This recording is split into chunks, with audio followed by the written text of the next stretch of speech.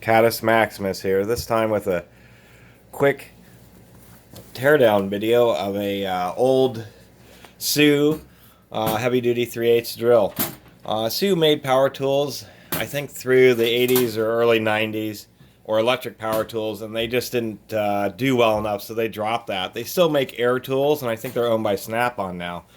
Their air tools are fantastic. It's a shame that they couldn't keep competitive with their power tool division. Nobody picked them up, and you can tell they always have a unique gearbox, this weird rounded gearbox. The easiest way to tell a Sioux. So I've already loosened the chuck, and it was actually pretty easy on this one. This drill has a pretty badly bent spindle, and there's not a lot I can do for it, so we'll just do a tear down. Before I forget, this to retain the front bearing, it has this collar, and it has a little grub screw to retain, to keep that collar from coming unscrewed. So we'll pull out that grub screw. And while we're at it, we'll pull off these back covers. The interesting thing about the Sioux is it draws air in through the handle. These two arms are hollow, and so the vents are blocked off on this, which is kind of interesting.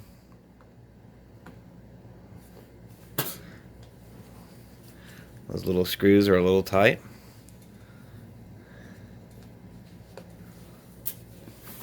Get this other little screw out of here.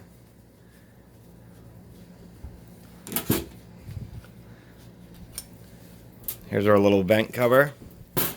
We'll do the other vent cover.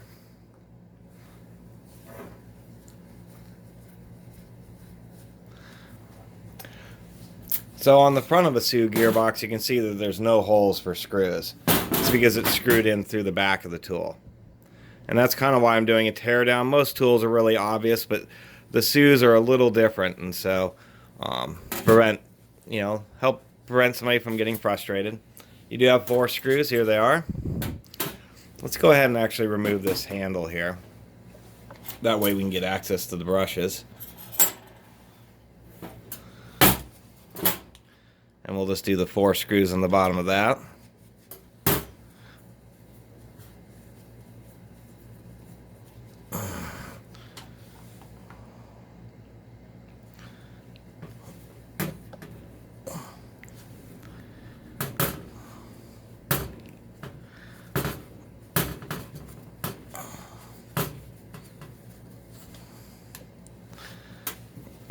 Short little guys. Just to hold on this handle.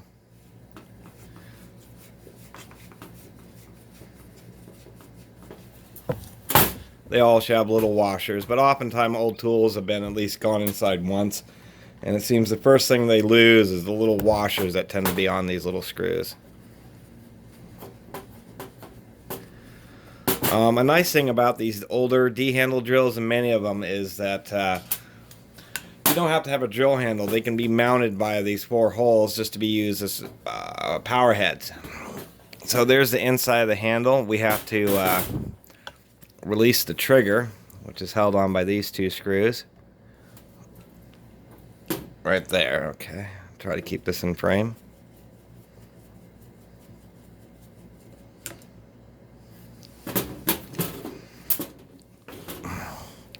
And that little screw.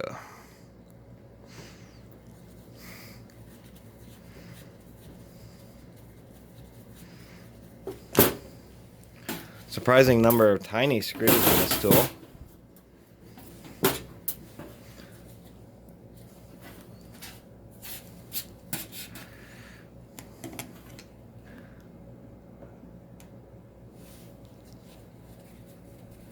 I think we actually have to remove these other 2 front screws.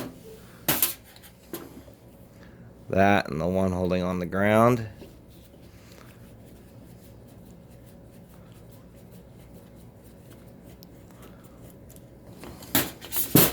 There we are. Now this little clip can get out of there. And pull out the power cord. And there is a little front screw holding in the trigger. This trigger is actually pretty well secured in this tool. I like that. Many times you'll have issues with these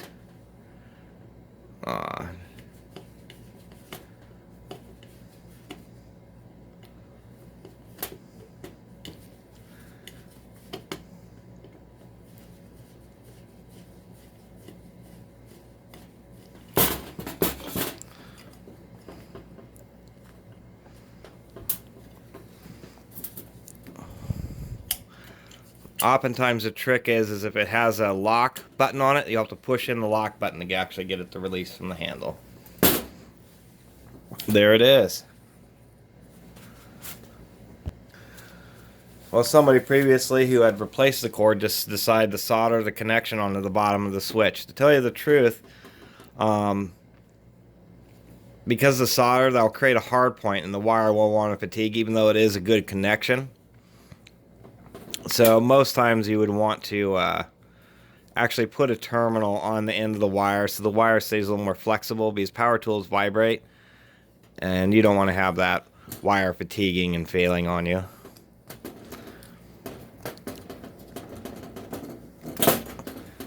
That trigger is actually not any good because of that. More little fasteners or a little bracket. Now we get easy access to both the brushes. We'll pull those out.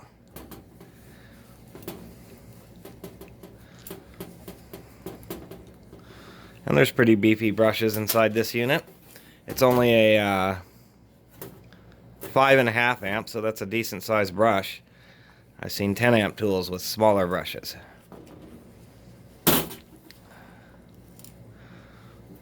There we go.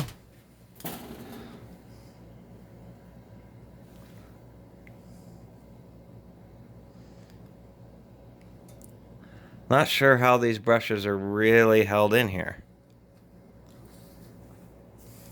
because there isn't any set screws.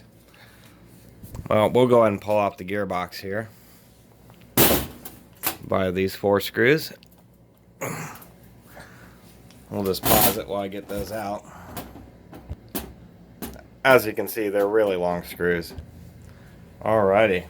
Now we got those 4 long screws out. We should be able to... Oh, it tends to get a little stuck here. We'll just pry the gearbox off nice and gingerly like this. And the motor decided to come with it, which does happen. Oftentimes it's the back bearing that remains stuck. There's the internals. Here's your motor housing.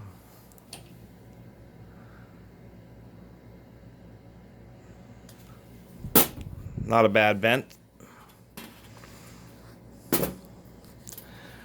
Go ahead and get this released here.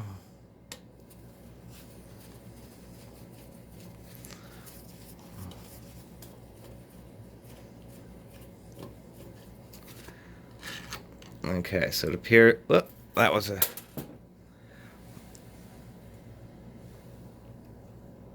Oh, there was a washer. It fell down into the grease. So these screws hold on both the little fan diaphragm as well as the field. They're doing 2 jobs. I'll pull this out. Not lose all its parts, like the little spacers and little washers.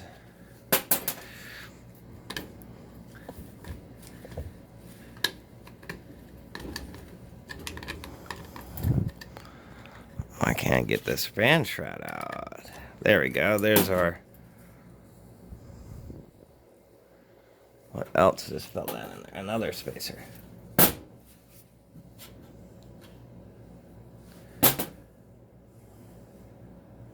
Oh, I see. There's several spacers in this thing.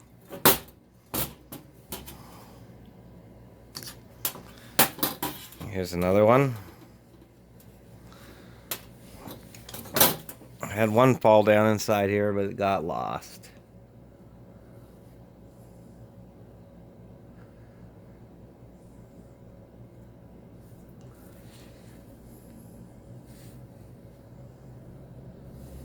Oh, I see. So now we have to get the field out. The problem with this is a lot of times the fields are pressed, so you actually have to tap it on the ground. My camera stopped recording, so I got the screws out. We just need to tap this to get the field to get, because the field's pretty tight in there. You just want to tap it against a piece of wood to get the field to move. Before I do that, I forgot the brushes are actually held in by little set screws, but they're in the same holes that the screws that hold on the field went through. So you got to pull out the field bolts and then reach down with a long, thin flathead screwdriver in through the hole, and you'll actually engage that grub screw. And here it comes.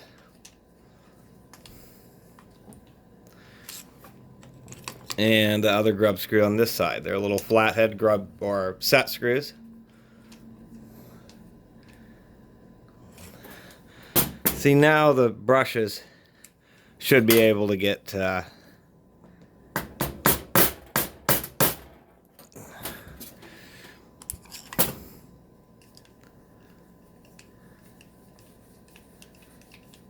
through here. Let's finish unscrewing that one.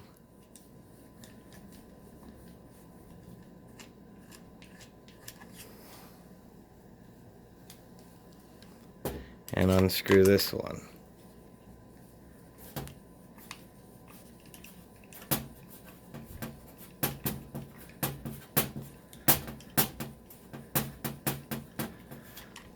Wow, this one's pretty tight. There it goes.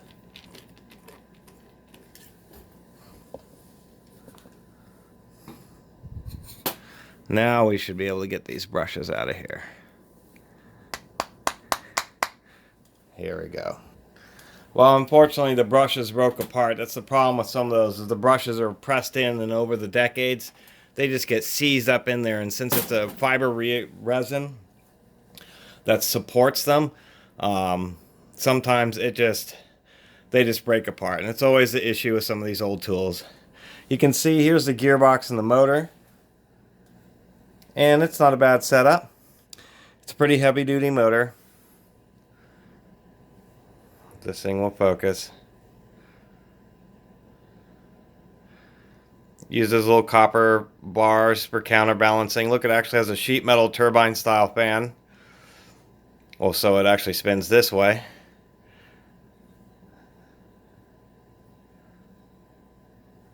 Not too bad. Let's see if we can't get this gearbox apart.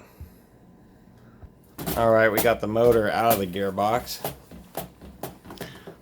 If the motor gets stuck, I just tap the edge of the gearbox while trying to hold the motor straight. And it came right out. We got 3 screws. The other nice thing about Sioux is the diaphragm on the gearbox is inset. They really maintain precision alignment. Unfortunately, they can be kind of difficult to get access to. Because of that, those are some greasy fasteners.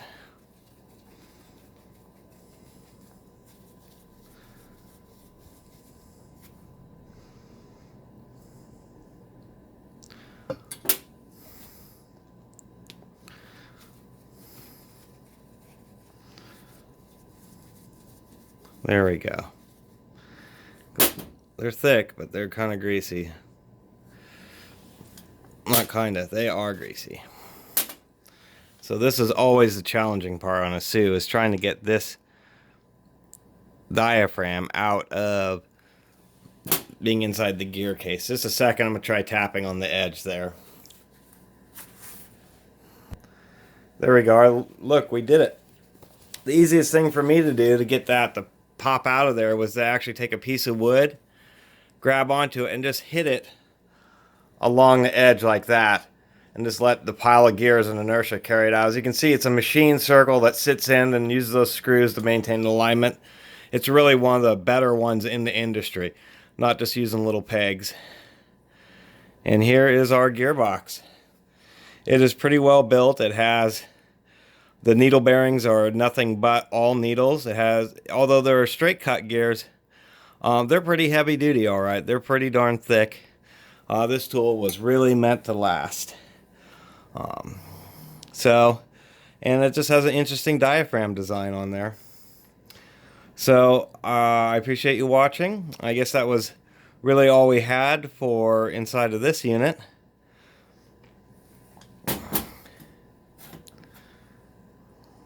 Kind of odd spiral cutting the... Oh, interesting. Huh. Okay. well, thanks for watching. I guess that's all there really was to it. Just wanted to show you inside and show you the big gears. The gears are flipped to try to make the gearbox shorter, which is interesting.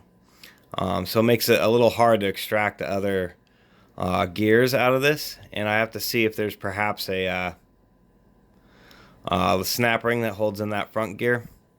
So anyway, just wanted to show you guys inside and what it's like just to take apart one of these old tools, and maybe you might find some of the things handy. Okay, thanks for watching. Catus Maximus out. Please subscribe.